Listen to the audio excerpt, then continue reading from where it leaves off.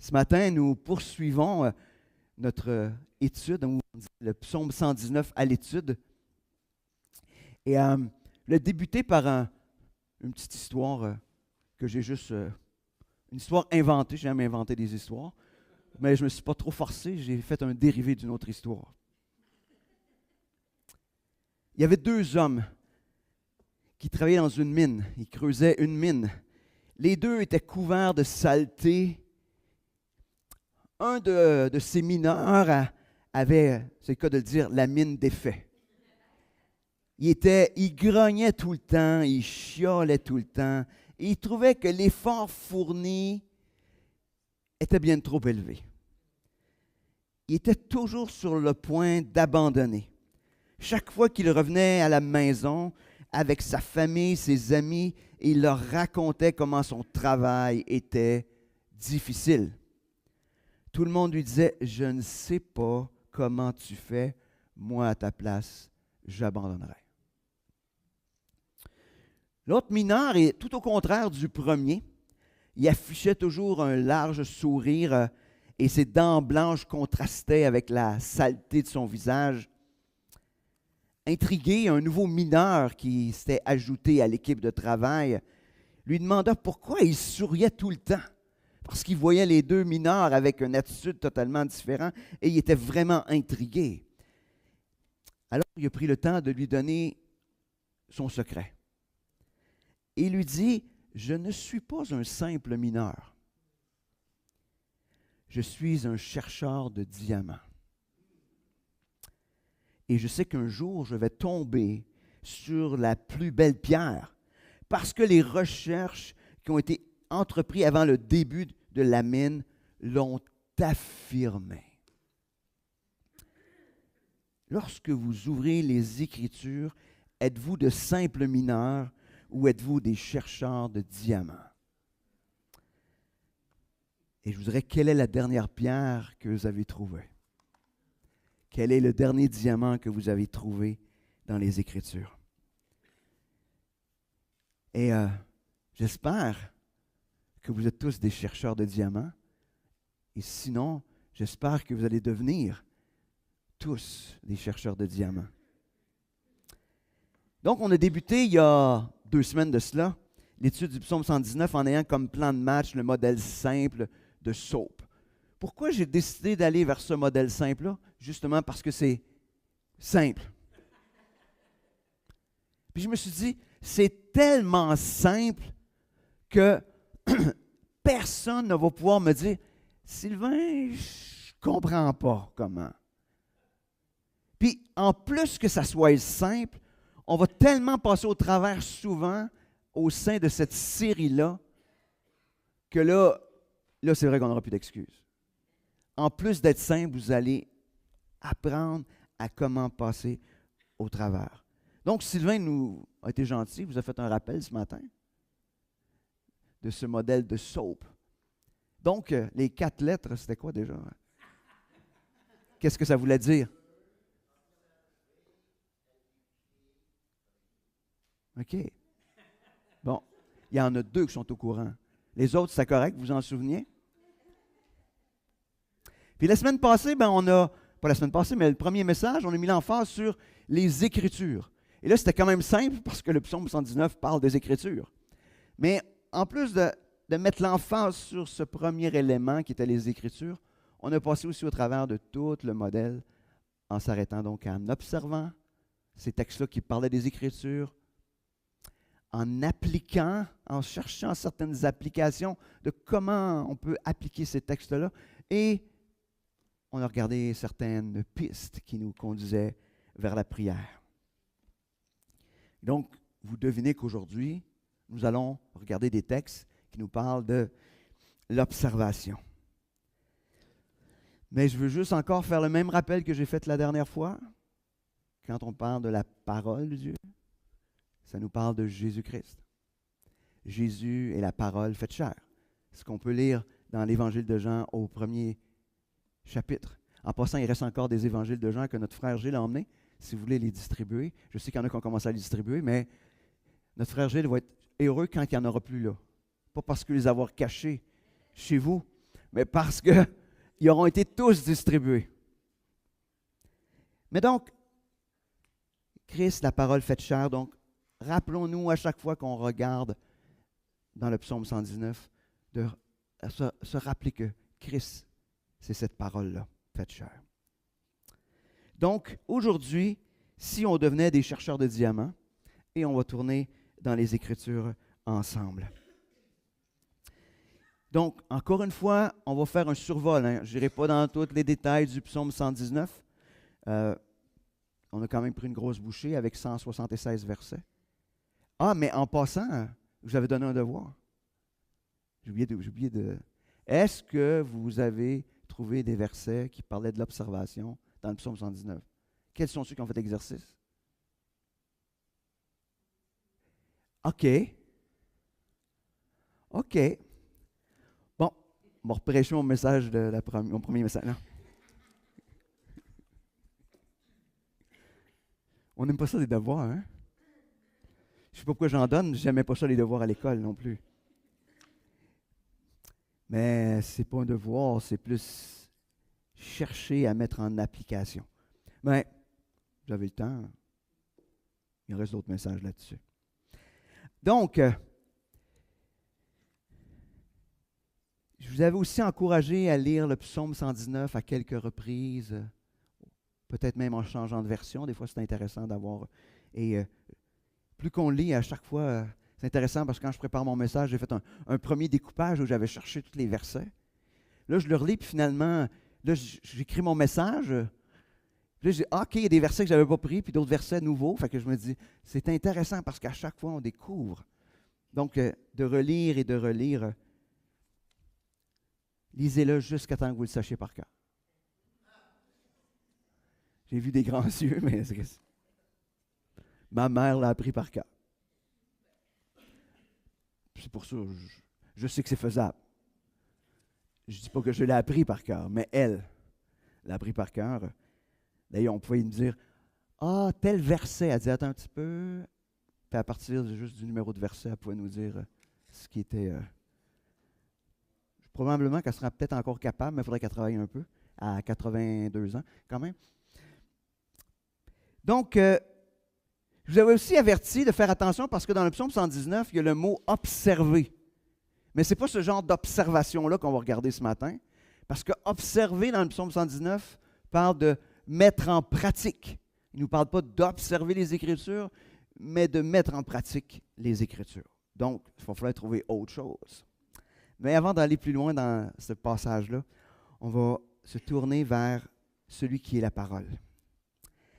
Ah oui, Seigneur Jésus, on vient devant toi ce matin, sachant que tu es la parole faite chair. Cette parole qui vient transformer nos vies, cette parole qui, chaque jour, chaque instant, nous rapproche de toi. Alors Seigneur, que tu puisses venir te révéler un peu plus ce matin à travers ce temps qu'on va passer dans les Écritures. Seigneur, on veut premièrement t'entendre nous parler. Seigneur, tu vas peut-être parler d'une manière ou d'une autre à chacun d'entre nous. Mais Seigneur, on veut t'entendre à travers ce temps qu'on aura ensemble. Merci Seigneur et conduis-nous maintenant. Amen. L'observation n'est pas premièrement un exercice intellectuel. Nous pourrions être des observateurs intellectuels ou des Écritures. Je ne dis pas qu'il ne faut pas le faire. Ce n'est pas ce que je dis. Mais ce que je dis, l'observation n'est pas premièrement un exercice intellectuel, mais elle vise l'intimité relationnelle plus grande avec Dieu. Vise de rencontrer Dieu. Vise de le connaître encore plus, encore mieux. Pas juste de savoir et de remplir notre tête. Il y a des éminents théologiens qui ne connaissent pas Dieu. Il y a des éminents théologiens qui ne connaissent pas Dieu. Pourtant, ils connaissent, ou ils ont observé, ou ils ont étudié les Écritures, mais ils n'ont jamais rencontré celui qui est les Écritures. Donc, le but premier est de rencontrer ou de vivre cette intimité relationnelle avec Dieu, une intimité de plus en plus grande. Donc, elle ne vise pas non plus cette satisfaction intellectuelle, bien que ça va donner cette satisfaction intellectuelle-là. Pour ceux qui sont plus intellectuels, ça donne ça aussi. Mais l'observation va émaner d'un cœur qui cherche Dieu. Qui cherche Dieu. Donc, premier élément de mes 18 points, non, pas à ce point-là, c'est que l'observation émane premièrement d'un cœur qui cherche Dieu. Le verset 24 nous dit « Tes préceptes font mes délices, ce sont mes conseillers. » Le verset 97 nous dit « Combien j'aime ta loi, elle est tout le jour l'objet de ma méditation. » Verset 147 nous dit « Je devance l'aurore et je crie. J'espère en tes promesses. Je devance l'éveil et j'ouvre les yeux pour méditer ta parole. » Vous allez peut-être commencer à voir que observer, méditer, c'est probablement un des termes les plus proches. Imaginez pour le psalmiste, la parole est un mets délicieux. Pensez à la meilleure bouffe que vous avez mangée dans votre vie. Là.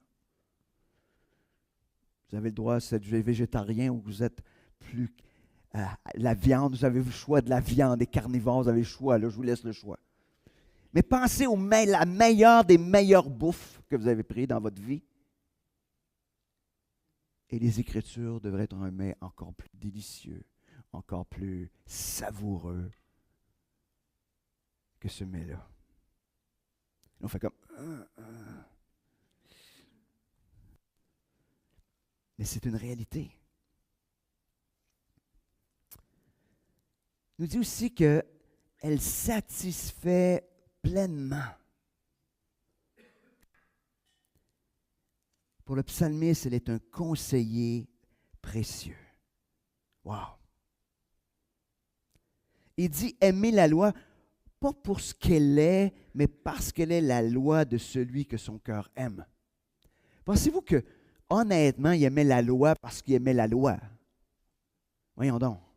Il n'y a pas un être humain sensé qui aime la loi. Personne ne lit le code pénal et dit « Ouh! Je suis vraiment content de ça. » Personne. Mais c'est parce que c'était la loi de Dieu. Et son cœur aimait Dieu. Et la loi de Dieu parle de Dieu, nous parle de qui il est, de toute sa grandeur, de toute sa majesté, de tout ce qu'il fait. Il aime, oui, la loi, mais ce qu'il aime, c'est celui qui est derrière cette loi-là.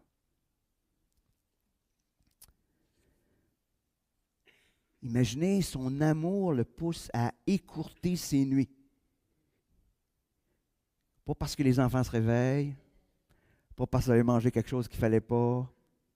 Non, non. Il écourte ses nuits parce que c'est l'excitation. Hein? Tu sais, vous allez partir en voyage. Moi, des fois, ça m'arrive. Je sais que je vais partir en voyage. Je pourrais me lever à 8 heures, mais je sais que je pars en voyage. Je vais être réveillé à 4 heures. 3h30. Hein? Si je dors. Mais c'est la même chose. Et les nuits sont écourtées parce qu'il y a tellement le goût de rencontrer son Dieu que c'est comme, oh, je suis excité de rencontrer Dieu. À quand remonte la dernière fois où vous aviez tellement hâte de prendre du temps avec Dieu pour le découvrir encore plus dans ce qu'il est et dans ce qu'il fait? Ça remonte à quand? Je n'ai pas besoin de me donner des réponses. Mais juste nous rappeler que quand il n'y a pas ce cœur, quand notre cœur a cesse de chercher Dieu, ou est plus, je dirais, moins tourné vers cela, il y a quelque chose qui commence à se passer. Tu sais, quand il parle de « vous avez abandonné votre premier amour », hein, le reproche qu'il fait à une des églises dans l'Apocalypse. Abandonner notre premier amour, c'est cet amour de Dieu. Et des fois, il y a tout plein de raisons. Hein, puis ce matin, je ne suis pas en train de dire « oh, vous devriez… » Non, non, non. Juste faisons le constat. Est-ce qu'on a abandonné ce premier amour-là? Deuxième élément où l'observation émane d'un cœur qui veut s'éloigner du mal. Ça nous dit au verset 11, un verset qu'on connaît bien, « Je serre ta parole dans mon cœur afin de ne pas pécher contre toi. » Cette image de serrer la parole fait partie des images qu'on peut prendre pour parler de l'observation. Quand tu prends quelque chose puis tu le serres, tu veux, ça devient comme, oui, quelque chose de précieux, mais quelque chose que tu voudrais comme imprégner dans ton cœur. Je ne veux pas oublier. Pourquoi nous observons, nous méditons la parole de Dieu? C'est parce que nous ne voulons pas pécher contre Dieu. Cette sainte crainte de déplaire à Dieu, elle est là tout simplement parce qu'on l'aime. Ce n'est pas une crainte, j'ai peur qu'il me tombe de quoi sur la tête. Malheureusement, comme chrétien, des fois, on est là. Ah, ça a été mal aujourd'hui, hein, c'est parce que je n'ai pas lu ma Bible. Je n'ai pas prié aujourd'hui. C'est pour ça que c'est une journée pas intéressante. Je fais attention à mes mots et mon vocabulaire.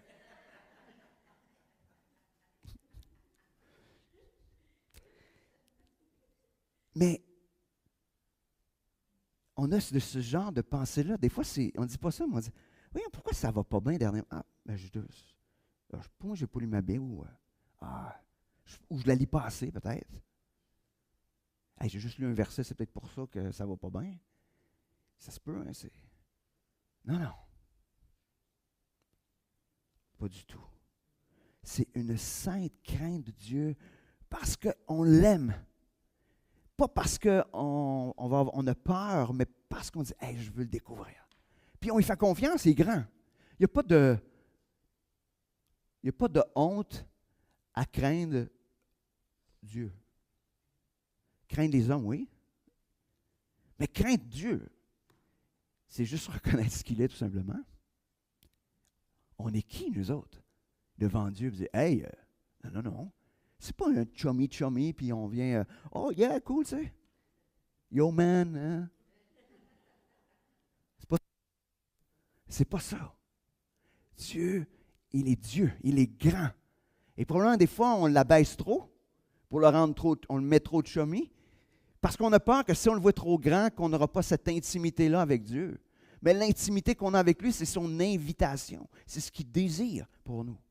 Donc, à la fois, on le voit dans tout ce qu'il est, dans toute sa grandeur.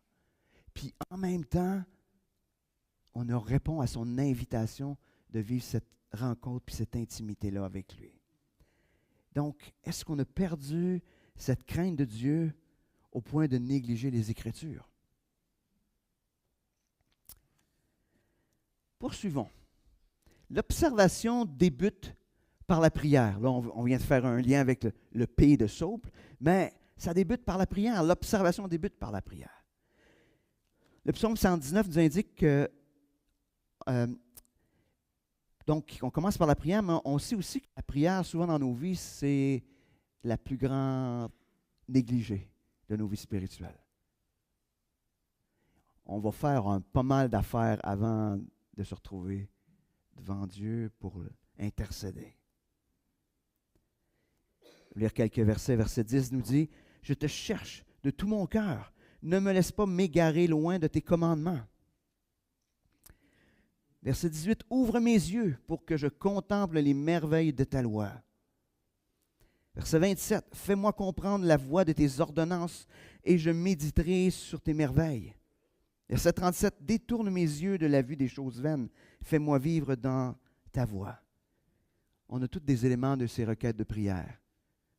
Il demande premièrement de le garder. Il ne veut pas s'égarer. Il demande d'ouvrir ses yeux afin qu'il puisse voir la grandeur de Dieu à travers les Écritures. Il demande, donne-moi l'intelligence pour comprendre. Il demande aussi à Dieu d'orienter ses yeux vers ce qui a de la valeur. Quand on est là à observer les Écritures, puis notre désir, c'est de rencontrer Dieu, ça doit commencer par s'adresser à lui dans la prière. C'est pas juste genre, bon, je lis. Oh, c'est ça que je lis. Je ne suis pas en train de vous donner une recette. Puis je ne dis pas que Dieu ne répond pas parce qu'on entre directement dans la lecture. Mais en même temps, c'est quand on se tourne vers Dieu dans la prière, on est juste en train de s'arrêter. On dit, Seigneur, je m'approche de toi. Mais je veux comprendre parce que si tu n'interviens pas, je ne vais pas comprendre. Si tu n'interviens pas, je vais passer à côté du plus gros des diamants. Je vais m'arrêter. Donc, l'observation commence par la prière. Mais qu'est-ce que l'observation? Bon, on a déjà vu avec certains des textes qu'on a vus jusqu'à maintenant, qui nous permettent de définir l'observation. Je vais rajouter quelques autres versets, puis après ça, je vais juste donner quelques éléments de ce que c'est observer. Verset 13. « De mes lèvres, j'énumère toutes les sentences de ta bouche. » Verset 15. « Je médite tes ordonnances. J'ai tes sentiers sous les yeux. » Verset 30. « Je choisis la voie de la vérité, je place tes lois sous mes yeux. » Verset 94. « Je suis à toi, sauve-moi, car je recherche tes ordonnances. » Donc, observer, c'est se nourrir, c'est d'ouvrir les yeux grands, c'est de contempler, c'est de chercher à comprendre, c'est de discerner ce qui est important, se rappeler continuellement les Écritures. C'est méditer. Hein? On dit que méditer, c'est le terme de ruminer. Hein? Ruminer, c'est faire venir, hein? Puis retourner dans notre tête les textes. Mettre devant nos yeux les Écritures. Chercher et rechercher Dieu et sa volonté. Des fois, c'est pas d'écrire tous les versets de la Bible sur les murs. C'est pas nécessairement une mauvaise chose, mais de toute façon, c'est tout ce qu'on met sur notre mur, on finit par plus le voir. Hein? Je ne sais pas si c'est comme ça. Fait comme des fois, on dit « Ah, hey, c'est intéressant. J'avais ça sur mon mur, ça fait 6 ans que c'est là. » C'est un verset, mais c'est pas juste qu'il soit affiché là. C'est quand il dit « Mets-les sous tes yeux », c'est « Mets ton regard sur les Écritures. Plonge le regard. » Yvan parlait, des fois ça peut être un verset, ça peut être 2 versets, ça peut être... Mais mets ton regard dans les Écritures. Je vous dirais, un verset médité vaut 5 chapitres pas médités, et plus même. Souvent, à travers un verset, Dieu nous nourrit pleinement. Puis des fois, on va lire. Des fois, oui, il y a des chapitres qui sont plus arides. Moi, ce que je dis, c'est correct. Saute-les, va sur un autre. C'est pas grave. Tu sais, des fois, on est là, puis on lit dans l'Ancien, puis on dit, ben, change de livre. Il y en a 66 livres dans la Bible. Il y en a d'autres. Il y en a qui disent, moi, dans l'Ancien, lis dans le Nouveau. Moi, je vais passer l'année à lire dans les psaumes. C'est correct. Passe l'année à lire. Mais plonge le regard dans les Écritures.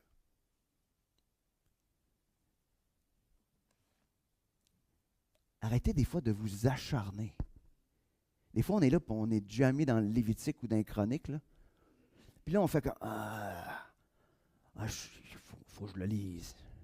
Moi, je fais ça des fois, mais C'est parce que je me suis mis comme objectif de passer au travers des Écritures au moins une fois par année. Mais en même temps, je vous dis, faites pas ça. C'est comme, non, passe. Puis à un moment donné, vous allez revenir. Vous y reviendrez. C'est tout. C'est correct. Ou des fois, c'est, vous savez, des fois, prenez-en juste quelques chapitres, puis lisez dans un autre livre, ou prenez juste un chapitre, puis l'autre, puis en alternance, c'est dans le même temps, faites-les. Mais ne vous empêchez pas de tourner dans les Écritures parce que vous êtes dans une section aride. Ah, tu sais, il y en a qui restent dans les Évangiles pendant longtemps, puis c'est correct. Mais soyez dans les Écritures. Puis être dans les Écritures, donc, c'est d'observer. C'est drôle hier parce que à Saint-Liboire, en fait, on a fait différents. Absolument, c'est une randonnée en vélo, mais cette année, on a fait un rallye en vélo.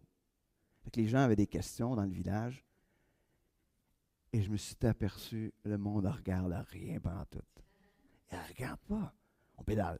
Puis là, il y a des gens. Puis moi, ça me faisait rire, tu sais. Ou bien, non seulement ça. Non seulement ils ne regardent pas, mais ils trouvent des réponses. Tu veux une réponse, on va t'en donner une réponse. Hein? Mais parce que les gens observent pas. Mais on est de même dans notre vie chrétienne. Observer, c'est de s'arrêter. C'est laisser Dieu nous parler à travers des Écritures. C'est d'observer. Et quand on se met à observer, on découvre la valeur des Écritures, l'importance des Écritures, ce que Dieu a à nous dire. Donc, prenez votre temps. Prenez votre temps, mais faites-le. Puis aujourd'hui, dites-moi pas que vous n'aimez pas lire. Il y a trop de manières de plonger dans les Écritures. Ça peut être audio. Mais moi, je peux vous dire de quoi, même si on n'aime pas lire, là, les Écritures, c'est pas lire. C'est découvrir Dieu. Fait quand votre excuse, c'est « Ah, moi, je n'aime pas lire », ben, je vais être tenté de vous dire, est-ce que tu aimes Dieu plus que la lecture? Ça n'a pas rapport. Pas en train de vous demander de lire un roman, c'est pas un roman. Mais plongez le regard dans les Écritures, peu importe la longueur.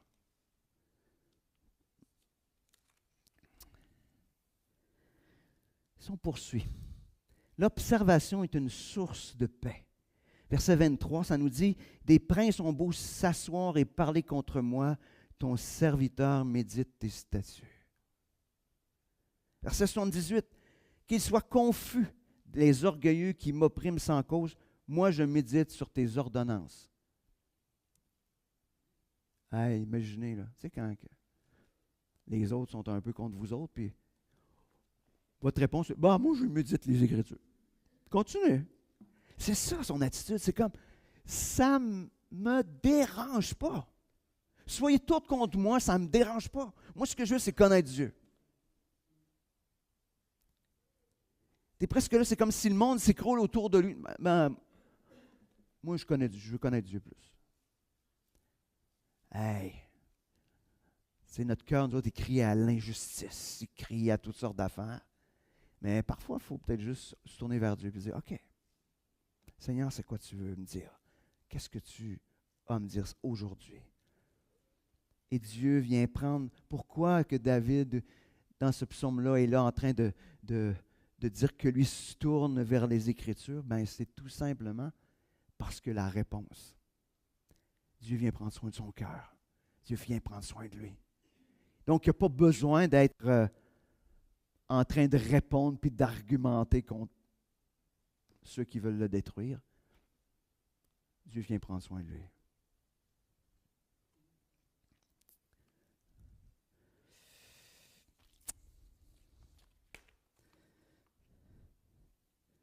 Je réfléchissais dernièrement, parce qu'on utilise souvent dans nos langages, on est tous comme ça, tu sais, ah, il faut faire attention à mes priorités, tu sais, faut que je prie. Puis à un moment donné, je me suis dit, on n'a pas de problème de priorité, on a juste un problème de Dieu. Savez-vous pourquoi? Parce que nos priorités déterminent ce qu'on croit qui va répondre à nos besoins. C'est vrai? Si ma priorité, c'est le sport, c'est parce que je pense que le sport va répondre à mes besoins. Mais si ma priorité, ou même pas ma priorité, Dieu n'est pas une priorité, il devrait être notre tout. Mais si Dieu est de l'avant, puis qu'il répond à toutes nos affaires, le reste, vous allez voir, les priorités se placent toutes seules. Tout le reste se place tout seul. Mais notre problème, c'est qu'on pense comme, OK, j'ai besoin de ça parce que ça va me faire du bien. J'ai besoin de ça parce que c'est ça qui est nos priorités. Mais pourquoi? Mais c'est parce qu'on recherche à l'extérieur de Dieu quelque chose qui va nous combler. Puis je ne dis pas qu'il faut arrêter de faire plein d'affaires, c'est pas ça que je dis. C'est juste que ça vient tout réorienter nos priorités. Et on voit David ici, c'est exactement ce qui se passe. Tu sais. Il dit, regarde là, je vais trouver le réconfort à bonne place. Je ne vais pas trouver le réconfort ailleurs qu'en Dieu. C'est ce qu'il fait. On continue. Observer ou l'observation donne de l'intelligence. Parce que ça, c'est le fruit de l'observation. C'est une plus grande intelligence pour comprendre ce qui est important. Verset 99, on peut lire « Je suis plus instruit que tous mes maîtres, car tes préceptes sont l'objet de ma méditation. » Je ne sais pas si vous notez, là, mais je suis plus instruit que tous mes maîtres. Les maîtres, c'est ceux qui instruisent. Je suis donc plus instruit que tous ceux qui peuvent m'instruire. Puis il avait accès au meilleur maître. On peut-tu s'entendre, le psalmiste? Il avait accès au meilleur maître. Mais il dit, je suis plus instruit car tes préceptes sont l'objet de ma méditation. Il n'est pas plus instruit parce qu'il lit. Il est plus instruit parce qu'il se laisse transformer par les Écritures en la méditant. Il laisse sa vie être transformée. Quand on se laisse transformer, nous devrions être différents aujourd'hui que ce que nous étions le mois passé, ou l'année passée, ou quand vous êtes venus à Christ. Plus intelligent, plus instruit. C'est intéressant. C'est bon pour tout le monde. Ça n'a pas rapport avec le nombre d'années d'école. Mais c'est du... Hein?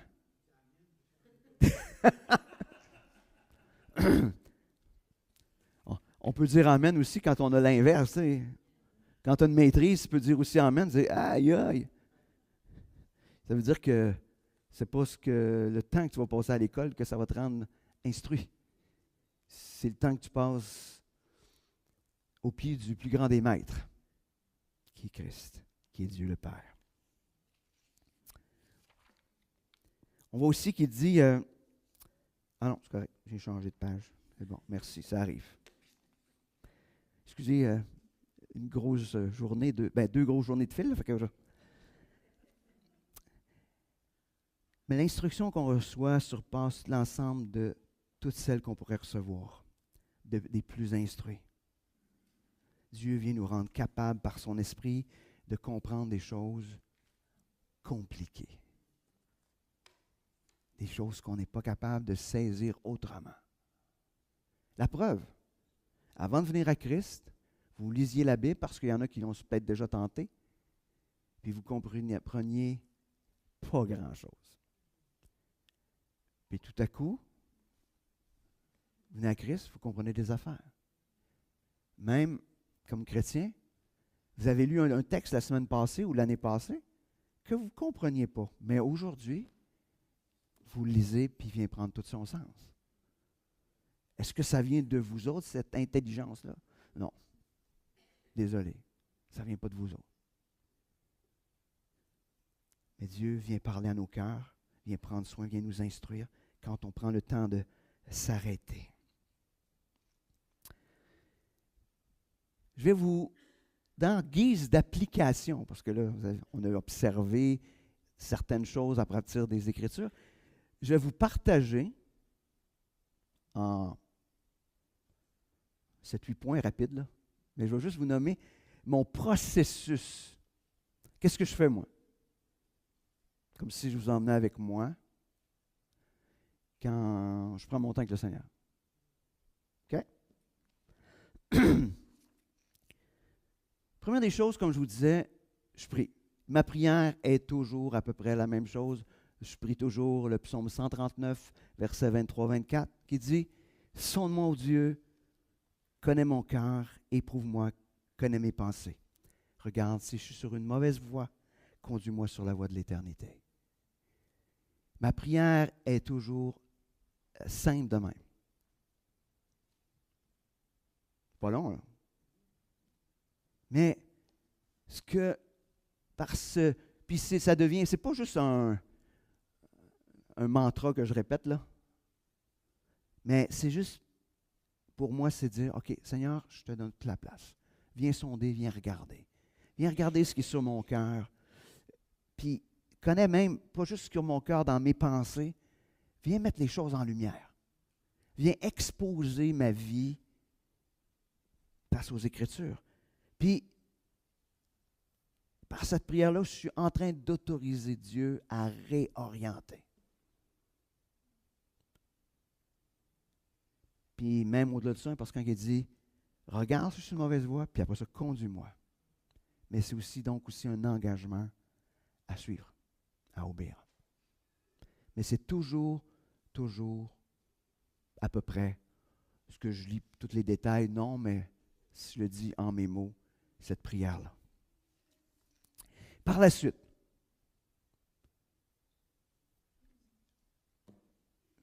je ne parle pas, je ne fais rien, je suis en silence pendant 2 minutes. C'est long, hein? Ben, des fois, c'est plus long, là, mais je fais juste m'arrêter. Je suis juste silencieux devant Dieu. Juste voir qu'est-ce que Dieu peut-être veut pointer dans ma vie. Je ne parle pas, je ne dis rien, je ne prie pas. Là, vous dites, ah oui, ma tête, elle part. Oui, laisse-la partir. Elle va revenir un moment donné. Mais non, mais j'ai un TDA, moi. La tête qui part, je connais ça, là. Mais je peux vous dire que on finit par... C'est pour ça que je dis 2 minutes. C'est quand même pas excessif, là. Un TDA, c'est quand même... Bon, je me donne une chance. Mais des fois, souvent, ça tombe à plus longtemps que ça. Parce que des fois, les pensées partent, mais c'est Dieu aussi qui est en train de pointer des choses. Puis, au fur et à mesure qu'on fait ça, les choses deviennent de plus en plus réalistes. Pour ça, je lis ce que j'ai à lire dans les Écritures. Après ça, l'exercice que nous ne faisons pas beaucoup, puis des fois, il faut que je me force pour le faire. Notez ce que Dieu vous montre. Notez, soulignez, écrivez-les, notez-le. Parce que c'est là que commence l'observation. Parce que sinon, je suis juste en train de lire. N'oubliez pas, là, vous avez demandé à Dieu qu'il vous ouvre. Fait que vous allez voir, vous allez tomber sur quelque chose qui... Ben moi, je m'attends à trouver de quoi? Si je dis, Seigneur, je veux trouver un diamant, je m'attends à tomber sur un diamant. Non? On devrait. Si tu veux mieux les perles, c'est correct. Ben moi, j'aime mieux l'image de la mine que de fouiller, ouvrir des coquillages, là, des huîtres. Mais si tu veux mieux les perles, vous avez le droit. Choisissez le trésor que vous voulez. Il y en a qui aiment mieux l'argent, c'est correct. C'est pas, mais trouvez votre trésor. Mais donc, si on s'attend, on doit noter. Je veux juste aussi vous rappeler quelque chose. Des fois, vous allez noter quelque chose, puis vous ne comprenez pas pourquoi il y a quelque chose qui se déclic à propos de ça. Je vous dis tout de suite, d'ici une semaine, vous risquez de comprendre pourquoi. Il n'est pas rare, moi, ce que j'ai noté il y a une semaine, j'ai noté d'autres choses 2-3 jours après, puis peut-être 2-3 jours après, j'ai la conclusion. Il y a comme différents aspects que Dieu donne. C'est comme des pièces du puzzle, puis finalement, parce qu'on l'a noté, j'ai l'image finale. Si je ne l'ai pas noté, j'ai juste un paquet de pièces qui ne sont jamais connectées. Et c'est à ça que sert l'observation, à noter. Une fois que vous avez noté, ou ce que je fais, moi, quand je l'ai noté, après ça, c'est comme, OK, Seigneur, comment je peux appliquer ça? Seigneur, c'est quoi tu veux que je fasse avec ça? Puis de manière bien pratique, bien simple, puis pas comme une loi, comme une règle. Tu sais, des fois, on est là, bon, OK, ça me dit qu'il faut choisir. Non. C'est une relation qu'on a avec notre Père, c'est un papa, là. Puis il veut qu'on grandisse. Il veut qu'on devienne de plus en plus semblable à lui. La même affaire quand nous autres, on a des enfants, là, on veut qu'ils deviennent meilleurs. Tu sais. Mais humainement, on espère qu'ils vont devenir meilleurs que nous autres. Dieu, il n'espère pas qu'on va devenir meilleur que lui, mais il espère qu'on va devenir de plus en plus semblable à lui. Mais Dieu est en relation avec nous de cette manière-là. Donc, Seigneur, qu'est-ce que tu veux? Parce que, de toute façon, j'ai dit, conduis-moi sur la voie de l'éternité. Donc, conduis-moi, montre-moi comment je peux l'appliquer. Donc, après ça, comme je disais, ben, ça va avec cette prière-là. Dire, Seigneur, comment, j'ai bien beau voir ça, mais comment Seigneur, je vais l'appliquer aujourd'hui? Montre-moi l'occasion, ouvre la porte. Puis je termine en prenant 2 minutes encore de silence. Ce deuxième 2 minutes-là est souvent plus facile que le premier. On a passé ce temps-là avec Dieu, puis on a reçu de sa part, puis là, ça devient plus... Tout ça, comment ça dure de temps, j'en ai aucune idée. Ça dépend. Ça dépend des jours. Ça dépend du temps qu'on a aussi. Mais moi, j'ai réalisé, puis ça, je vous dirais, il n'y a pas... Ce processus-là, je le fais depuis 3, 4, 5 mois, pas plus que ça. Je le faisais en partie. Mais de cette manière-là, pour moi, parce que moi, je suis du genre, comme je dis toujours en humour avec mon TDA, mais le TDA, il a toujours la tête ailleurs. Puis le problème qu'on a, c'est tendance à aller faire autre chose que ce que tu devrais faire. C'est dur de s'arrêter. Parce que le cerveau, lui, il n'arrête jamais. En tout cas, dans mon cas. Il fait faire des niaiseries des fois des bonnes choses. Mais ça, c'est ce qui m'a permis de m'arrêter. Puis de continuer à m'arrêter. Puis de temps en temps, tu sais, mettons, je délaisse un petit peu. Quand on a dit, combien de temps que tu n'as pas... Ah oui, OK. C'est bon parce qu'il nous met avec des personnes qui sont capables de nous grounder, tu sais. Carmen est groundée plus que moi, tu sais. Puis c'est le cadeau que Dieu m'a fait. Mais de manière... Donc ça, c'est ma manière à moi. Faites pas tout comme moi, mais c'est ma manière à moi. Mais je vais vous encourager à découvrir votre manière à vous. Puis si ce que vous faites, ça fonctionne bien, go, allez-y. Allez-y. Conclusion. Quel est ton plan de match pour commencer à observer les Écritures? Ça va être quoi ton plan de match? Qu'est-ce que tu vas faire? Ou qu'est-ce que tu vas faire de plus? Ou qu'est-ce que tu peux faire de différent? Peut-être que tu le fais déjà et tu dis, je le fais déjà. Amen. Je n'ai pas de problème avec ça. Mais si tu le fais déjà, y a-t-il quelque chose de plus? Dieu nous appelle à grandir. Je vais vous encourager à faire autre chose. Avant de partir, partagez à un frère ou une sœur une partie de votre plan de match. Pas à votre époux, votre épouse, à un frère ou une sœur autre que votre époux, que votre épouse. Des fois, ça peut être juste un élément. Dire, je veux tenter de faire telle chose. Regarde.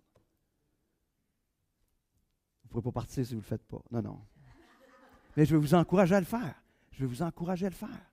On a besoin d'être redevables les uns avec les autres.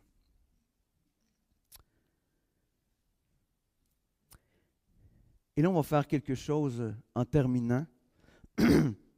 Puis, je vais l'expliquer. Puis après ça, on va pouvoir arrêter le live.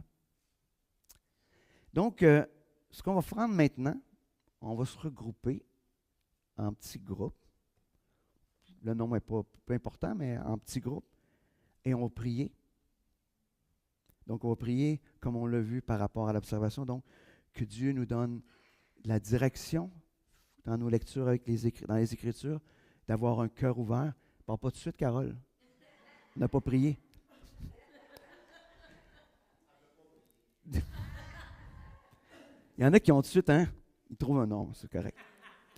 Donc, sujet de prière, il y a 4 éléments dans la prière que je veux que vous fassiez dans le petit groupe. C'est donc que Dieu vous donne cette direction quand vous êtes dans les Écritures, d'avoir le cœur ouvert quand vous lisez les Écritures, que Dieu vous donne l'intelligence pour comprendre les Écritures, puis la capacité de choisir ce qui a de la valeur. Vous vous souvenez, hein, c'était les requêtes de prière. Puis peut-être que vous dites, il y a peut-être juste un de ces éléments-là que vous avez besoin de prier. Puis peut-être que dans le petit groupe que vous allez dire, moi ça, c'est difficile pour moi, ben les autres pourront peut-être prier pour vous. On a du temps pour nous, on a 20 minutes. Mais on ne prendra pas les 20 minutes, mais on va prendre les 10 prochaines minutes, puis je vous encourage à vous tourner, grouper, puis peu importe, mais de prier que Dieu vous donne ce désir d'observer les Écritures afin de recevoir cette direction, d'avoir un cœur ouvert et d'avoir l'intelligence pour comprendre et choisir ce qui est important. Donc, je vais quand même juste prier pour conclure, puis après ça, je vais vous inviter à prier. Merci Seigneur pour ta parole. Merci parce que en l'observant, tu permets qu'on puisse être transformé. Seigneur, notre désir et mon désir pour les frères et sœurs, c'est cette intimité encore plus grande. Les uns avec les autres, mais surtout avec toi. Seigneur, que tu puisses nous emmener à te voir, à te découvrir, à être de plus en plus passionnés de toi. Merci Seigneur pour ce que tu vas montrer à chacun d'entre nous et merci pour ce que tu fais déjà pour chacun d'entre nous.